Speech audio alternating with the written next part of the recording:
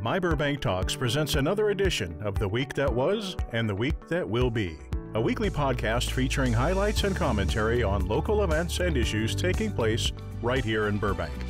Now, let's see what's on today's agenda as we join our program. Thank you, everybody. Thank you very much. Please sit down. No need for that.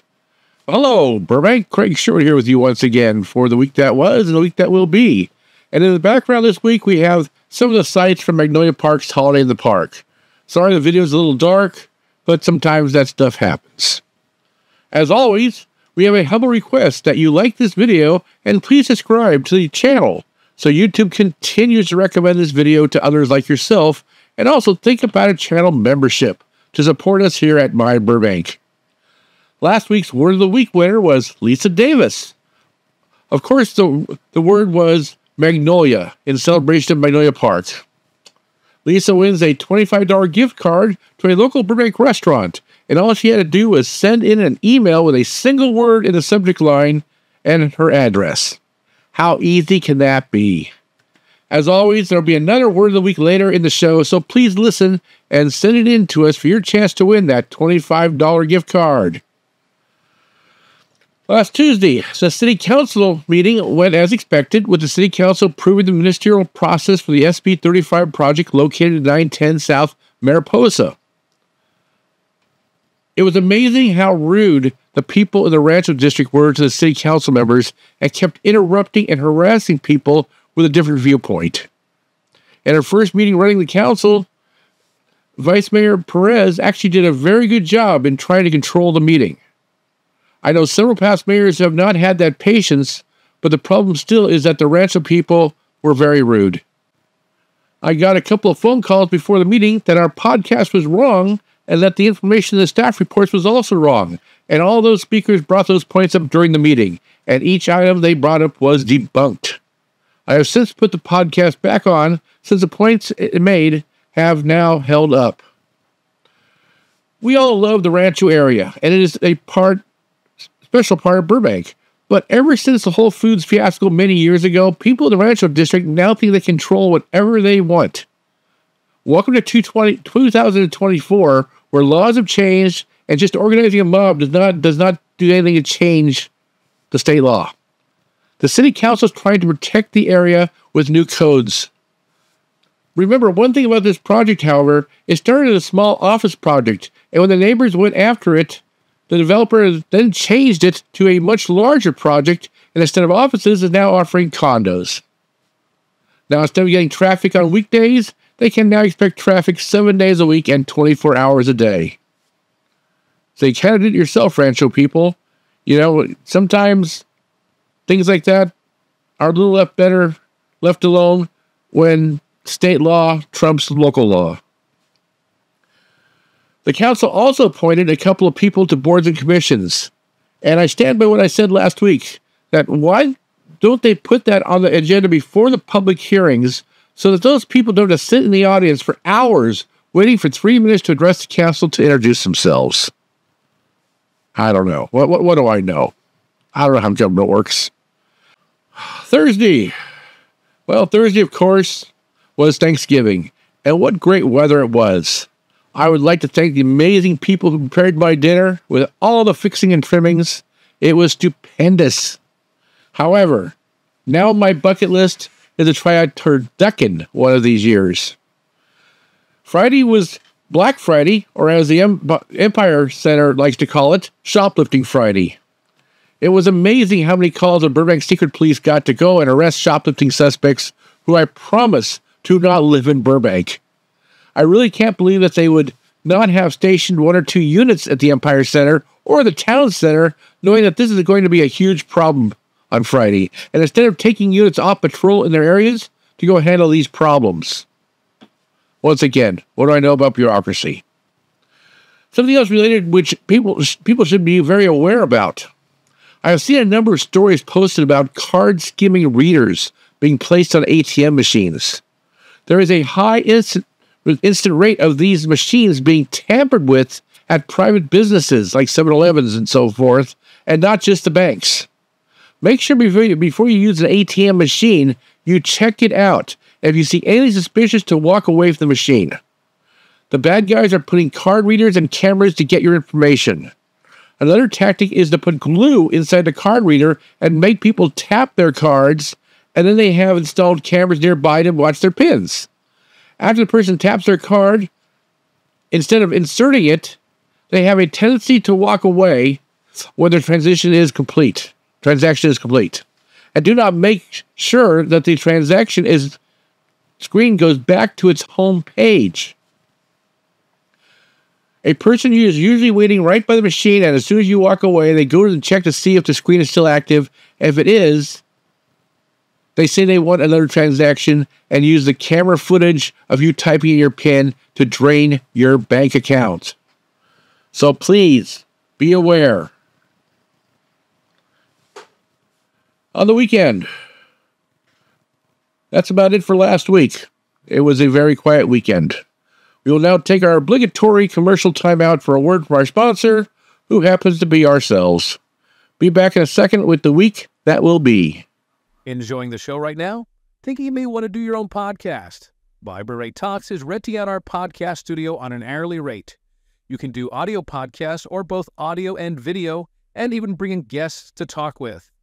We will help you get set up on podcast platforms and start a YouTube channel, and we can edit your productions to make you look and sound your very best. If you are interested, please drop us an email at studiorentals@myburbank.com. That's studiorentals@myburbank.com, and we will get back to you. Now, back to our show. Oh, thank you. Thank you once again. Thank you. I told you before, very unnecessary. All right, we're back from our commercial break. Craig Stewart here with you once again for the week that will be. And let's start off with today. You can always tell when it's the first Monday of the month because there's a jam log full of meetings on the same night. Today, the Burbank Cultural Arts Commission will have their capacity subcommittee meeting at the Community Services Building at 2 p.m., where they will discuss ideas and plans. The Arts and Public Places meeting scheduled for tonight has been canceled, so that's off. But at 6:15, and what a strange start time for a meeting, the Burbank Landlord Tenant Commission will meet at the Community Services Building, and there are 3 new cases they're going to look at. There is a mediation request, there is a change of terms of tenancy, and a tenant's rights question. And a tenant is requesting more time to move out of a property that has been sold. Once again, all the commissions can do is try to help the people requesting it. They have no powers to do anything. Hopefully that will change in the next few months when the City Council comes back with their recommendations for rent stabilizations. Tuesday, the main library will have a showing of Edward Scissorhands from 2 to 4 p.m., which of course is not as entertaining as a City Council meeting, but since the City Council is dark on Tuesday night, you'll have to settle for Edward Scissorhands. And by the way, like a City Council meeting, the movie is free. But if you're still looking for a meeting to go to instead of the City Council meeting, you can head over to the Community Services Building and listen to the Burbank Athletic Federation meeting at 6 p.m. On their agenda is an update on the youth sports transgender athletic policy, senior softball age requirements update, non-resident player participation update, an update on the George Isaiah Master Park Plan, and a board member recruitment update. They will also approve their minutes from previous meetings, and it would be great if we could actually see what those meeting minutes are, but we can't, and they're not online for anywhere for us to look at. So you want to know what's going on, you got to go to the meeting, or else forget about it. Sorry, bad soprano. And also on Tuesday at exact same time of 6 p.m. and the exact same location as in the Community Services Building, the Community Development Goals Committee will meet. On their agenda is a fiscal year 24-25 Community Development Block Grant Request for Funding Proposals, presentation for capital projects only. And that's about it. Once again, the meeting is not recorded, and there are no minutes posted, so if you want to know what's going on at the Burbank Athletic Federation meeting or the Community Development Goals Committee meeting, you better stick your tape recorder in one meeting and go to the other, because that's the only way you will find out. On Wednesday, Senior Citizens Board will meet at 1 p.m. at the Johnson Adult Center, so they can get home before their bedtimes. And then we'll discuss safe streets and the park patrol program. And also get reports on transportation, senior legislation, the Tunnel Center, and the LA County Commission for Older Adults. After you finish up at the Johnson Center for the Senior Citizens Board, you can head over to City Hall for a Civil Service Board meeting. They'll be discussing exciting topics of amendments to the classification plan, recruitment and selection report, and giving out appointments and assignments. As this podcast does not put you to sleep by itself, I'm sure if you record that meeting and play it back that night, it will knock you out any night you're having a hard time getting to sleep. As soon as the Civil Service Board meeting is done, you can rush over to the Community Services Building and listen to the Domestic Violence Task Force meeting that starts at 5:30. On their agenda is a review of Domestic Violence Task Force resource card, review and discuss the Domestic Violence Task Force mission statement, and continue on their goals and objectives and the frequency of their meetings. Maybe they could talk about changing their meeting to a day and time when there are no other meetings, but that's far too much to ask for, I'm afraid. Government bureaucracy. And we are not done yet for Wednesday, with a fourth meeting being scheduled. This one is the Community Services Building for the Youth Board.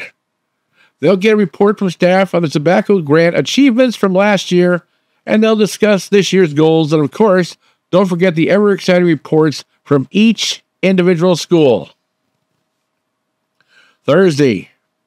On Thursday, the Public Water and Power Board, the Burbank Public Water and Power Board will meet at the Burbank Water and Power Building. Hard to believe. At 5 p.m., and they'll get a report from the general manager, as well as a report on operations and financial status, an overview of the fiscal years 25 and 26, and the 26-27 water and electric rate setting process. So they're going to talk about the new rates. Of course, it's going to keep going up. What do you expect? Too bad that they don't go up as little as the rents go up, but that's not the case. They will also have a report on the implementation of electric vehicle charging overstay fees, which in other words means no free parking. What? Did I say parking?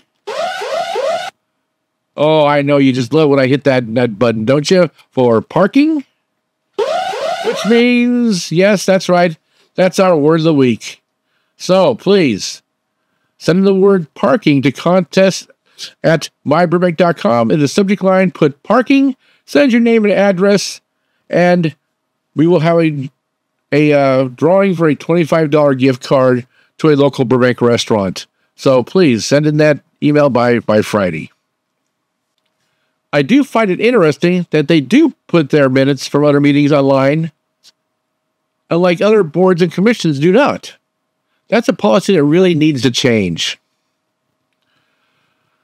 On the weekend, Saturday will be a busy day in Burbank, with Burbank Police having their anonymous gun buyback event from 9 a.m. to 12 p.m. at the police station. I think they want you to think of anonymous because they won't ask for your name and address, but you'll be going into a police station parking lot with cameras that can read your license plates. So be forewarned that the secret police are always up to their tricks. Downtown Burbank is going to have their arts festival, which will be happening from 11 a.m. to 5 p.m. on San Fernando Boulevard on both Saturday and Sunday. Good day to go pick up some trinkets, or people will take my advice and go down to Magnolia Park and buy something for the merchants who are actually Burbank merchants. At 5 p.m., somebody did an amazingly strange thing of making it Burbank King's Night at the Crypt. Why do I say it? Because at 6 p.m. is the mayor's tree lighting ceremony at City Hall. And why they would schedule an event for people to go to at the same time as a tree lighting ceremony mystifies me as much as it does putting 4 meetings on the same night. Why does somebody not sit down and figure out how not to duplicate things at the same time? That, my friends, is called your government in action, or should I say, lack of action. Anyway, moving on to 6 p.m., it is the mayor's tree lighting ceremony, and acting Mayor Nicki Perez will be there as the master of ceremonies. Even though it starts at 6 p.m. at City Hall, I would get there early because there's always a very large crowd, and there are some great performances before the button is pushed and the tree is lit. We've been very lucky year after year to get Santa to stop by, and word is out that he might be there again this year, so bring the young ones out. Afterward, stop by one of the local downtown Burbank restaurants and grab some dinner with the family. That leaves us down with only, yes, that's right, Craig's comment. And my comment is one of befuddlement. Last week we had one of the most successful ever Holiday in the Park events in the Magnolia Park area. And I'm sure all the merchants did a lot to make it the best event it could be. The merchants spent a lot of money to put that on every year, and of course they do well that night in business. Actually, what I can't figure out though, they put on this great event, and yet to get people in their stores to look around, and then a week later on Black Friday, they shut all the businesses down early in the evening. I drove down Magnolia around 7 p.m. and every shop was closed on Black Friday. It is the biggest retail day of the year, and you would think the business would get together and publicize a late night. And not even a late night, but an evening event. Why not do something like their lady and gents night out they do every last Friday of the month, and have some food trucks there, and maybe some carolers walking around and things like that, and bring people into their shop on the busiest and biggest shopping day of the year. We always hear how much the merchants are struggling there, but at what point do you have to help yourself? All those businesses sat closed on Friday evening. It just mystified me. You know where everybody went? They all went to the Empire Center or the Burbank Town Center and did their shopping because they could not in Magnolia Park. How you can run your business is how you want to. And Lord knows it's not for me to tell you what to do. But I would think as much as you want business, that you would want to figure out something on Black Friday to attract shoppers. All I know is while those businesses were closed, the landlord was still collecting his rent. Anyway, that's my comment. Take it as you will, but all I can say is what I see. And while it's my opinion, it's also my comment. So there you go. As always, we have a humble request that you like this video and please subscribe to the channel so YouTube continues to recommend this video to others like yourself. And also, think about that channel membership. We got a few last week that I'm really happy with. So we appreciate the support here at myBurbank. That's it for me. We'll talk to you next week. Thank you for listening or for watching on YouTube, and we will see you later. Thank you for watching the latest myBurbank video. If you have it in your heart, please consider helping us by clicking on the super thanks down below. Or even better, go to our channel and consider a membership. Your support is what keeps myBurbank going strong.